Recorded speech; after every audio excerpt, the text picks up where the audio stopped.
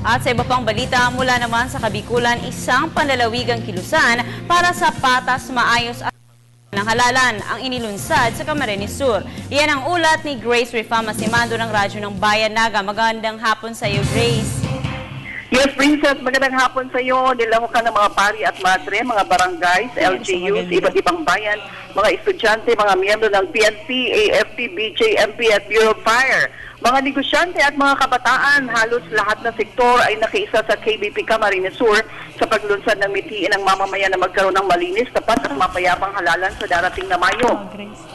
Sa pamamagitan ng mahabang parada na ang lahat ng mga kalahok ay nakasuot ng birthday t-shirt, iniikot ng mga kalahok ang buong Naga City habang may tumutugtog na banda. Ayon kay Father Louis Oxiano ng PPCRB, layunin nilang pukawin ang kamalayan at pakikialam ng buong na huwag magkonsinti sa mga pandaraya at karahasan.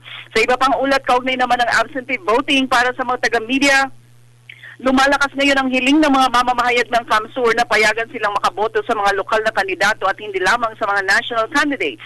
Ipinahayag ni Naga COMELEC Chief Attorney Mike Culia na may panahon pa ang KBP CAMSUR na magpadala ng request sa at hilinging pumayag ang COMELEC na makaboto sa mga local candidates ang mga mamamahayag. Samantala, hindi pa tapos ang balasahan ng mga election officers. Ayon sa Naga COMELEC Chief Mike Culia, kukuha muna sila ng mga pagsasanay sa paggamit ng PICOS machines.